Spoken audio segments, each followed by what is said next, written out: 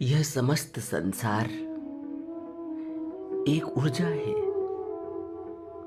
और यहाँ के जो भी पदार्थ हम देखते हैं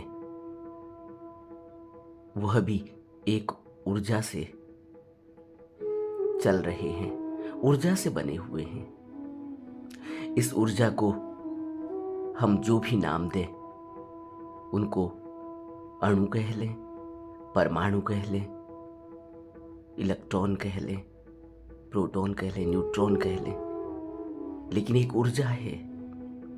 हर वस्तु में, हर व्यक्ति में ऊर्जा है और इस ऊर्जा का एक लक्षण है कि इस ऊर्जा में प्रकाश है। यानी हर वस्तु का अपना प्रकाश है।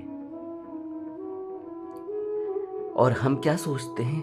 हम यह सोचते हैं कि हमारे पास लाइट है, टॉर्च है, कोई उजाला है तो हमें कोई वस्तु दिखाई दे रही है, जबकि सच यह नहीं है। सच यह है कि वस्तुओं का अपना प्रकाश है। वह अपने प्रकाश के वजह से हमें दिखाई दे रही है। हम सोचते हैं कि हमारे पास प्रकाश है, हमारे पास टॉर्च है, हमारे पास उजाला है, तो इसलिए हमें वो वस्तु दिखाई दे रही है, लेकिन ऐसा नहीं है। अंधेरा होता है, उस अंधेरे में कुछ नहीं दिखाई देता, लेकिन जब हमारे पास प्रकाश होता है तो हमें वो कोई दूसरी वस्तु चमकती हुई दिखाई देती है, क्योंकि उस वस्तु का भी अपना प्रकाश है। कोई वस्तु ज्यादा चमकती हुई दिखाई देती है और कोई वस्तु हमारे प्रकाश से भी चमकती हुई नहीं दिखाई देती, कम चमकती हुई दिखाई देती है। ज्यादा प्रकाश चाहिए। यह हम सबका अनुभव है अंधेरे का। इसी तरह हमारे अंदर एक प्रकाश है, उजियारा है, अद्भुत जगमगाहट है और यह जीवन ऊर्जा का प्रकाश हमें कभी महसूस नहीं होता। क्यों? क्योंकि हमारी सारी जीवन ऊर्जा बाहर की यात्रा कर रही है, बाहर की यात्रा में बह रही है और भीतर हमें अंधेरा दिखाई देता है। जब आंख बंद करते हैं तो अंधेरा दिखाई देता है और यही ऊर्जा जो बाहर की तरफ दौड़ रही है, बाहर की यात्रा कर रही है, अगर वह अंदर की तरफ लौटे तो यही ऊर्जा प्रकाश बन जाएगी। यही तो तथागत कहते हैं कि जो धन से नहीं मिलता वह ध्यान से मिल सकता है और जो मान बढ़ाई से, प्रतिष्ठा से नहीं मिलता वह ध्यान से मिल सकता है। ध्यान की रोशनी हमेशा स्वयं को और समस्त संसार को प्रकाशमान कर देती है और तथागत सम्यक संबुद्ध निर्माण काया में उतरकर आए हुए सत्पुरुष इसका जीता जागता उदाहरण है कि उनकी ध्यान की ज्योति से, उनकी उस अंदर की जगमगाहट से, अंदर प्रकाशित हुई रोशनी से वह तो प्रकाशमान होते ही हैं, मगर समस्त जगत को भी प्रकाशमान कर देते हैं। जो भी उनके संपर्क में आता है नूर और प्रकाश से भर जाता है। इसीलिए तो कोई भी सम्यक संबुद्ध, कोई भी तथागत जब धरती पर कदम रखता है तो धरती भी गौरवान्वित महसूस करती है, ऐसा कहा जाता है। और धरती के समस्त जीव, समस्त प्राणी उस प्रकाश से लाभान्वित होते हैं। उनके अंदर भी जगमगाहट हो जाती है। यही तो कारण है कि जब तथागत, सम्यक संबुद्ध, सत्पुरुष, सद्गुरु धरती पर अवतरित होते हैं तो उनके पीछे लाखों की भीड़ स्वयं ही आने लगती है। लाखों व्यक्ति आकर्षित हो जाते हैं, लाखों जीव जंतु आकर्षित हो जाते हैं। और अगर सांसारिक दृष्टि से देखा जाए तो वह बिल्कुल ही साधारण जन दिखाई देते हैं, साधारण जन से भी नीचे दिखाई देते हैं। ऐसा लगता है कि वह एक साधारण व्यक्ति से भी, क्योंकि उनके अंदर कुछ हासिल करने की, कुछ पा लेने की तमन्ना नहीं है। वो रुके हुए हैं, शांत और स्थिर। और उस शांत और स्थिरता में जो संसार में दौड़ रहा है, जो राजा का पद पाए हुए है, पद और प्रतिष्ठा, मान और बड़ाई में फूला हुआ है, वह सोचता है कि यह तो बहुत ही साधारण जन दिखाई देते हैं। लेकिन उसके बावजूद, क्योंकि उनके अंदर आंतरिक प्रकाश पैदा हो गया है और वह प्रकाश, उसकी रोशनी समस्त जगत में फैलने लगी है, इसलिए उनके पीछे इतने लोग आकर्षित हो जाते हैं, लाभान्वित होते हैं, गौरवान्वित महसूस करते हैं और अपने जीवन को रूपांतरित कर लेते हैं। यही ध्यान का धन है। इसी को तथागत कहते हैं कि जो धन से नहीं मिलता वह ध्यान से मिल सकता है, और जो पद, प्रतिष्ठा, मान, बड़ाई से नहीं मिलता वह भी ध्यान से मिल सकता है। ध्यान की ज्योति स्वयं और संसार को, दोनों को उजियारा करती है, दोनों को प्रकाशमान कर देती है। और जिसके अंदर प्रकाश नहीं जगा, जो संसार में ही दौड़ रहा है, अपनी ऊर्जा को अपनी तृष्णाओं में लगा रहा है, अपनी वासनाओं में लगा रहा है, बाहर संसार को निर्मित करने में लगा रहा है, इस अनित्य जगत को निर्मित करने में, जो किसी भी पल उजड़ जाएगा, जिसकी कोई हकीकत नहीं, कोई असलियत नहीं, जिसकी बागडोर उसके हाथ में नहीं, लेकिन वह उसको पकड़ लेना चाहता है। सोचो, किसी और का घोड़ा, जिसको कभी तुमने कोई ट्रेंड नहीं किया, कभी तुम्हारा उससे कोई मिलन नहीं हुआ, और तुम उसे नियंत्रित करने की कोशिश करते हो, उसको पकड़ लेना चाहते हो। तुम उसके मालिक नहीं, लेकिन उस घोड़े को नियंत्रित कर लेना चाहते हो, उसमें सवारी करना चाहते हो। यह कभी नहीं हो सकता। घोड़े को नियंत्रित करने के लिए उस घोड़े से पहले अच्छी तरह से वाकिफ होना होता है, उसको नियंत्रित करने की कला आनी चाहिए। उसको नियंत्रित करने के लिए चाबुक हाथ में होना चाहिए, उसको नियंत्रित करने के लिए लगाम हाथ में होनी चाहिए। जिसके हाथ में लगाम नहीं, वह घोड़े को नियंत्रित कैसे करेगा?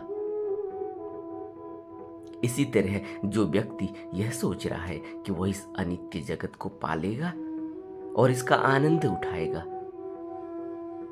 यह कभी हो नहीं सकता, क्योंकि यह अनित्य जगत से हमारा कोई संबंध नहीं है। यह अनित्य जगत हमारे हाथ में नहीं, इसकी बागडोर हमारे हाथ में नहीं।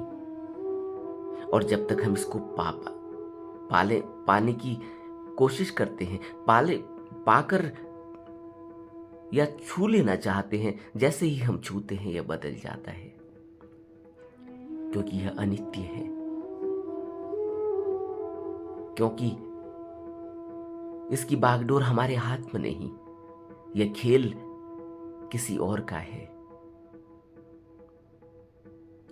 और हम अपनी समस्त जीवन ऊर्जा को, उस प्रकाश को, उस ध्यान को इस अनित्य जगत को पा लेने में लगा देना चाहते हैं। और जब तक हम इसको छूते हैं, इसको पाकर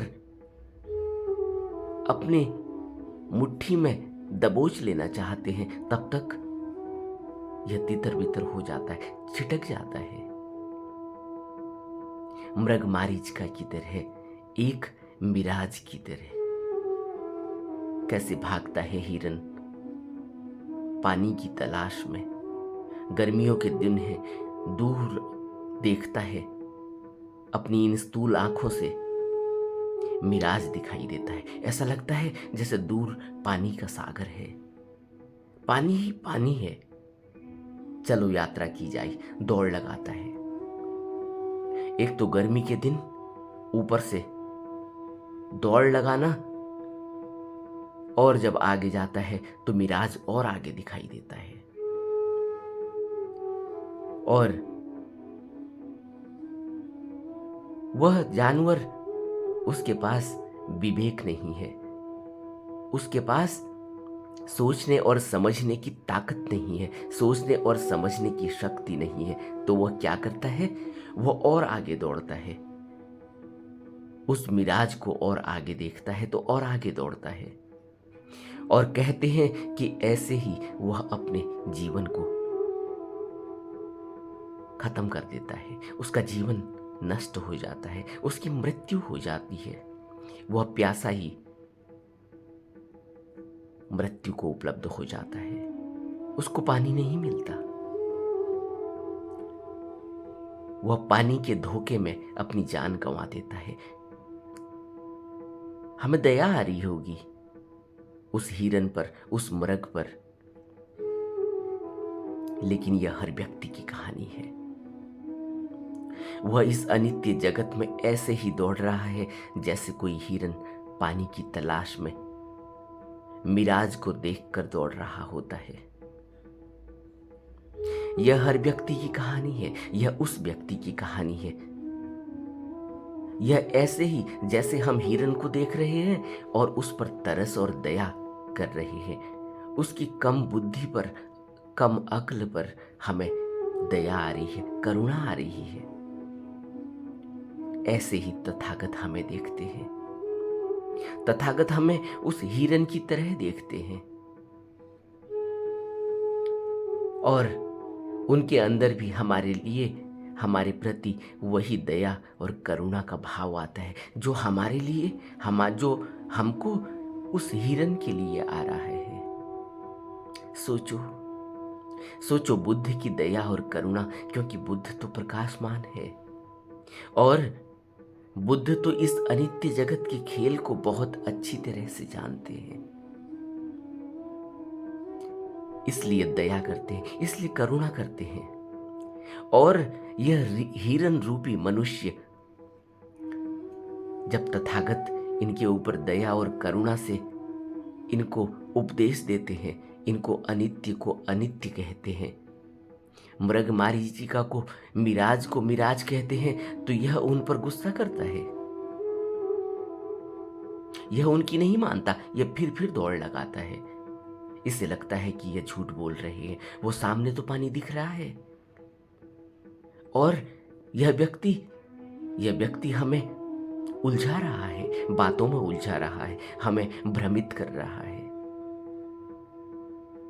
यह मनुष्य एक मृग मारीचिका की तरह है, यह मनुष्य एक हिरन की तरह है। यह नहीं सुनता,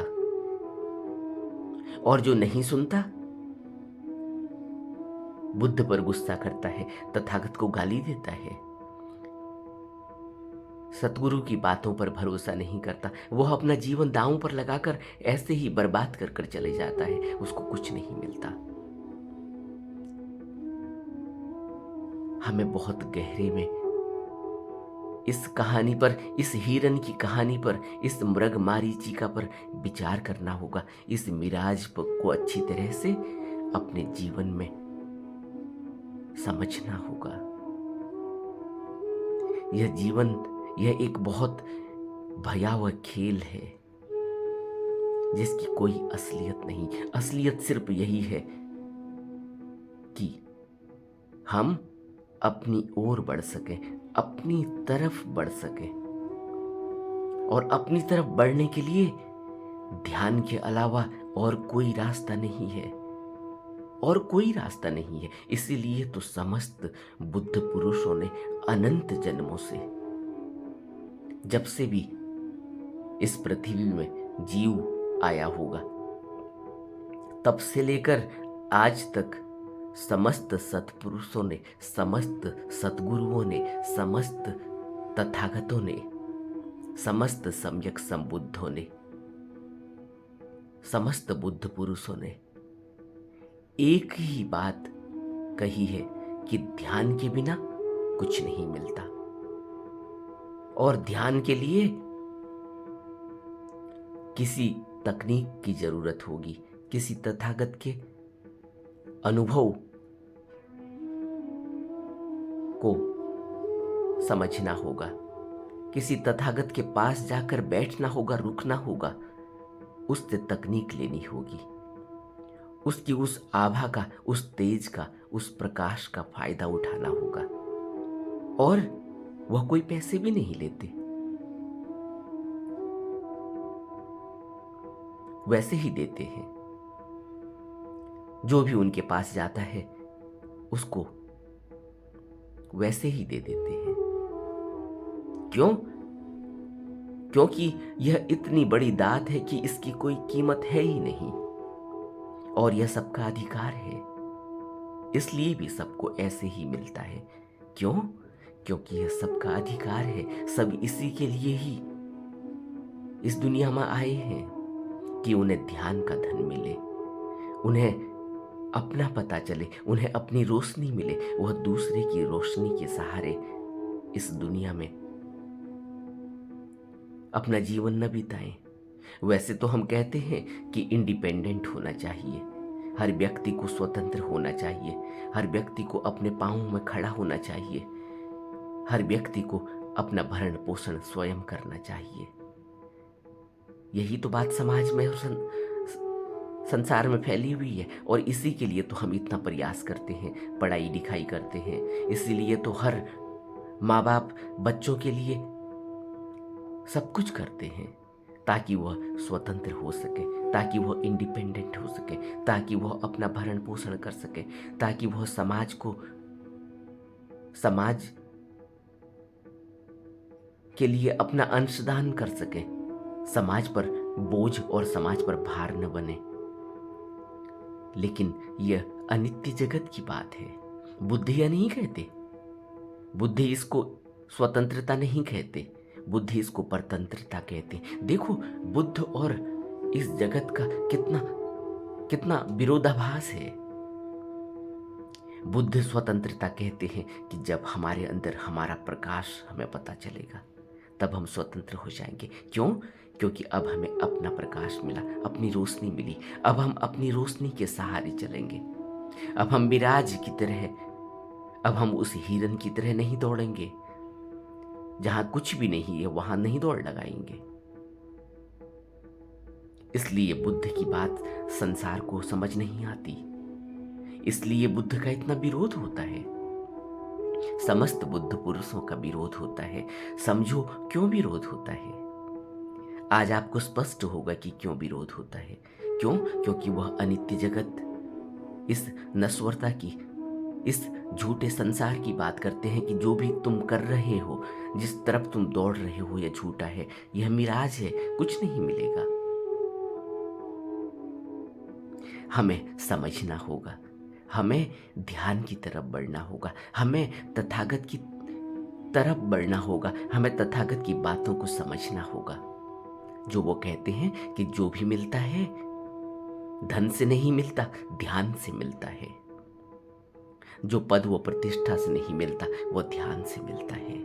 और ध्यान की ज्योति हमेशा ही संसार को उजियारा करती है और स्वयं को भी प्रकाशमान करती है।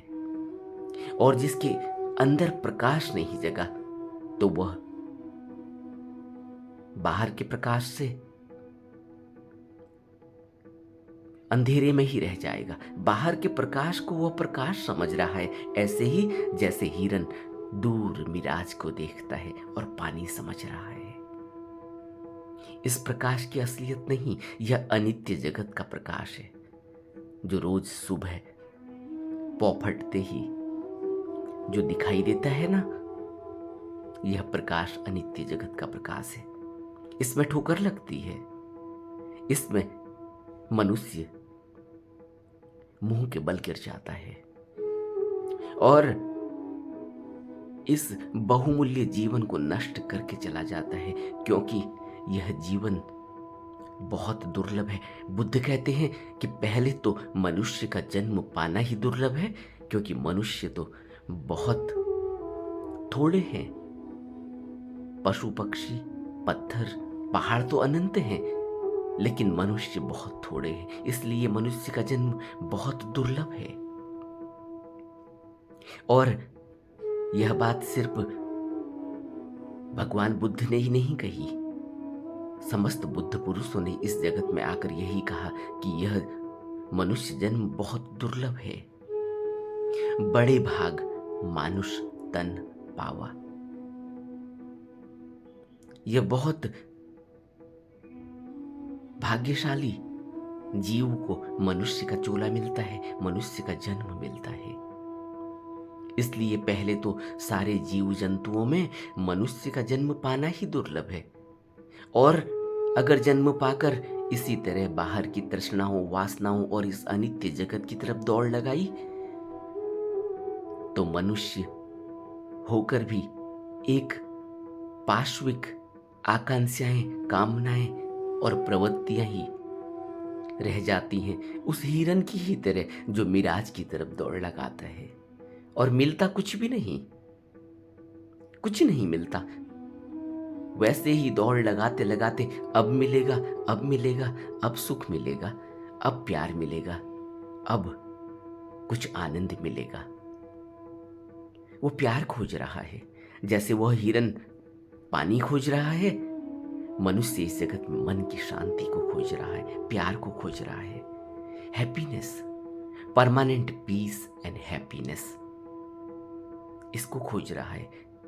और इसके लिए वो पूरे संसार में दौड़ता है। देखो, पूरे संसार में व्यवसाय करता है, पूरे संसार को अपना बना लेना चाहता है, पूरे संसार में अपनी तूती बुलवाना चाहता है।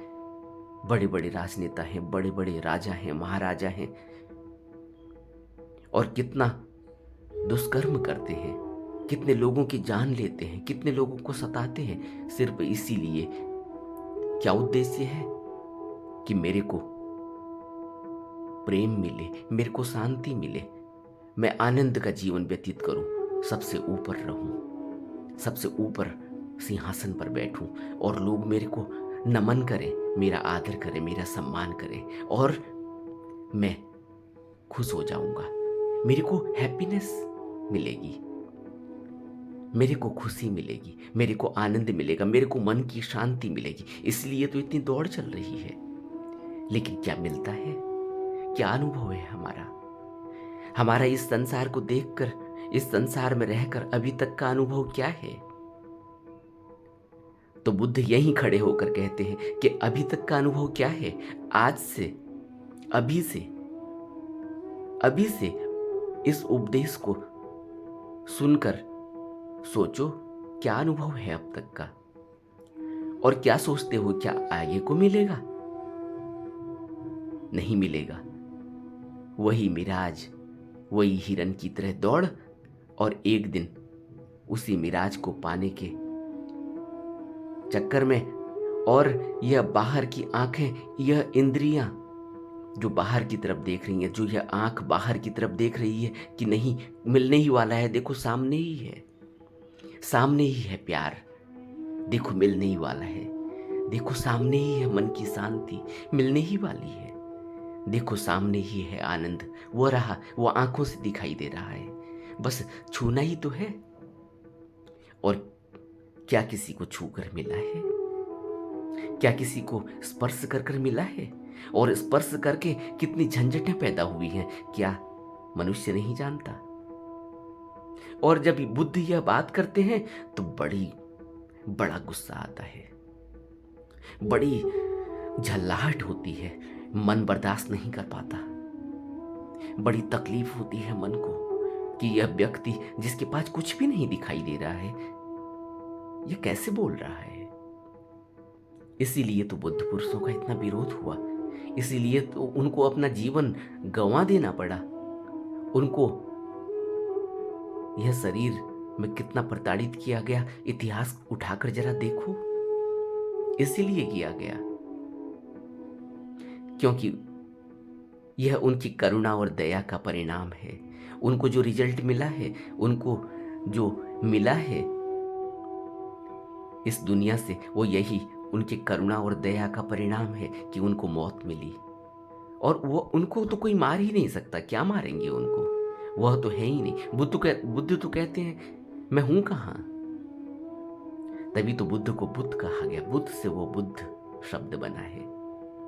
तुम मार नहीं सकते, तुम शरीर को जरूर आहत कर सकते हो, और यही हुआ है कि हमने शरीर को आहत किया है, हमने उनके शरीर को क्षत विक्षित कर दिया, हमने उनकी निर्माण काया पर चोट करी है। इतिहास को खोलकर देखो, कितने बुद्ध पुरुषों के साथ कितना दुराचार और दुर्व्यवहार किया है। उनके शरीर को खत्म कर दिया गया। उनको तो नहीं मारा जा सकता, उनके शरीर को मारा जा सकता है, वह शरीर क्षत विकसित कर दिया गया। आज तक का इतिहास पढ़े, आज तक का इतिहास अगर हम पढ़ें तो हमें पता चलेगा कि क्यों ऐसा हुआ। जो मैं कह रहा हूं यही इसका कारण है, क्योंकि वो आंख खोलने को कह रहे हैं और हम आंख बंद कर कर हिरन की तरह दौड़ रहे हैं। इसलिए बुद्ध कहते हैं कि आंख बंद करो, आंख खोल कर मत दौड़ो, आंख बंद करो और ध्यान करो, अंदर की तरफ बढ़ो, बाहर की तरफ नहीं, उस मिराज की तरफ नहीं बढ़ना है। वह अनित्य जगत का मिराज है, वहां कोई पानी नहीं, वहां कोई धन नहीं, वहां कोई भोजन नहीं। असली भोजन तो आंख बंद करके अंदर की तरफ मिलेगा। किसी बुद्ध पुरुष ने कहा है कि इस भोजन की जरूरत नहीं है, हमें किसी और भोजन की जरूरत है, हमें उस भोजन की जरूरत है जिस भोजन से हमें हमारा जीवन बदलता है, हमारे अंदर प्रकाश पैदा होता है। तो इसलिए हमें ध्यान करना होगा, आंख बंद करके अपनी तरफ देखना होगा, ध्यान करना होगा, और ध्यान ही एक मात्र मार्ग है। और हम सभी के पास उतनी ही ध्यान ऊर्जा है जितनी बुद्ध के पास थी और जितनी समस्त बुद्धों के पास है, रत्ती भर भी कम नहीं, क्योंकि सभी प्राणियों को यहाँ एक ही नूर से पैदा करके भेजा गया है। एक ही नूर से सभी पैदा हुए हैं और एक ही नूर सबके अंदर है। इसलिए ऐसा नहीं है कि किसी के पास ज्यादा ऊर्जा है, किसी के पास कम ऊर्जा है। वो ज्यादा और कम क्यों दिखाई दे रही है, समझते हो? इसलिए दिखाई दे रही है जो जितना अनित्य जगत की तरफ दौड़ रहा है उसके पास उतनी कम ऊर्जा है। और उल्टा लगेगा, यह बात भी उल्टी लगेगी। हमें लगेगा जो अनित्य जगत की तरफ ज्यादा दौड़ रहा है, जिसने बड़ा शासन पा लिया है, बड़ा राजा बन गया है, तो उसके पास ज्यादा ऊर्जा है। लेकिन उल्टी बात है, उसके पास कुछ भी ऊर्जा नहीं बची, उसने समस्त ऊर्जा उस अनित्य जगत को पाने के लिए लगा दी है। इसलिए लगता है कि उसके पास ज्यादा ऊर्जा है और एक व्यक्ति जो बहुत गरीब है उसके पास कम ऊर्जा है। लेकिन आध्यात्म ऐसा नहीं है। आध्यात्म में उल्टा है।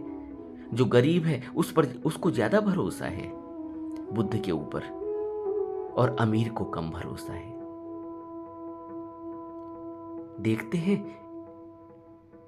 इस रहस्य को, इस अद्भुत रहस्य को आप देख रहे हैं। यहां सब कुछ उल्टा है। इसीलिए तो बुद्ध कहते हैं आंख बंद करो, आंख खोलो मत, आंख बंद करो और अपनी तरफ देखो, बाहर की तरफ मत देखो। इसीलिए ध्यान को इतना महत्वपूर्ण बताया गया। ध्यान की इतनी जरूरत बुद्धों ने कही है कि ध्यान ही एकमात्र मार्ग है और प्रकृति ने सभी को बराबर ध्यान की ऊर्जा दी है। उसकी किरणें सब पर बराबर फैलती हैं। उसका सूरज सबके लिए उगता है और सबको प्रकाशमान करता है। उतना ही किसी के लिए कोई पक्षपात नहीं कि किसी को कम ऊर्जा मिलेगी, किसी को कम रोशनी मिलेगी, किसी को ज्यादा रोशनी मिलेगी। देखते हैं ना संसार में, जब सूरज उगता है तो समस्त जगत को रोशन कर देता है। ऐसा नहीं है कि राजा को ज्यादा मिल रहा है और भिखारी को कम मिल रहा है। सबको बराबर प्रकाश मिल रहा है। इसी तरह वो आंतरिक ऊर्जा है, सबको बराबर देकर भेजी गई है। लेकिन आंख बंद करके अंदर की तरफ बढ़ना होगा। इसीलिए ध्यान वस्तुओं पर टिका हुआ हो, ध्यान बाहर के विषयों पर लगा हुआ हो तो कम ऊर्जा महसूस होती है। तो हमारा चंचल चित्त बाहर की चकाचौंध में ज्यादा रम रहा होता है और ध्यान की ऊर्जा का एहसास नहीं होता। और जो व्यक्ति ध्यान की ऊर्जा का एहसास करता है उसकी आंख बंद होती है और उसका ध्यान अंदर की तरफ होता है। यह हम बुद्ध में देख सकते हैं। समस्त बुद्ध पुरुषों को हम देखकर यह अनुभव अपने अंदर एहसास कर सकते हैं कि यही हुआ है। उनके पास बाहर कुछ नहीं है, लेकिन उनके पास अंदर दौलत है। वह अंदर के सम्राट हैं और बाहर से वह एक साधारण जन से भी नीचे दिखाई देते हैं। इसीलिए हमें अपना दीपक खोजना होगा, हमें अपना प्रकाश खोजना होगा, हमें बुद्ध की शरण में जाना होगा, हमें ध्यान करना होगा, हमें वह विधि लेनी होगी। हमें यह समझना होगा कि ध्यान के बिना कुछ भी नहीं होगा। ध्यान के बिना वह रोशनी नहीं मिलेगी। वह रोशनी जो इस जगत को भी उसी रोशनी ने जगमगाहट किया हुआ है। यह वही रोशनी है। हमें लगता है कि यह रोशनी सूरज की रोशनी है, उसने जगमगाहट किया हुआ है। लेकिन यह जो भी जगमगाहट आप देखते हैं, यह जो भी रोशनी इस जगत में है, यह उसी अंदर की रोशनी की प्रतिछाया है। लेकिन असली रोशनी हर व्यक्ति के, हर जीव के अंदर है। इसी को बुद्ध कहते हैं कि तुम अपने दीपक स्वयं बनो। तुम बाहर क्यों रोशनी की खोज कर रहे हो? लेकिन बुद्ध की शरण में जाना होगा, बुद्ध से विधि लेनी होगी, बुद्ध के पास बैठकर रुकना होगा, उस रोशनी का फायदा उठाना होगा। इसीलिए तो बुद्ध संसार में आते हैं कि उस रोशनी से फायदा उठाओ, उस रोशनी से अपनी रोशनी को देखो, उस रोशनी से अपनी रोशनी को देख लो और उसको पकड़ लो।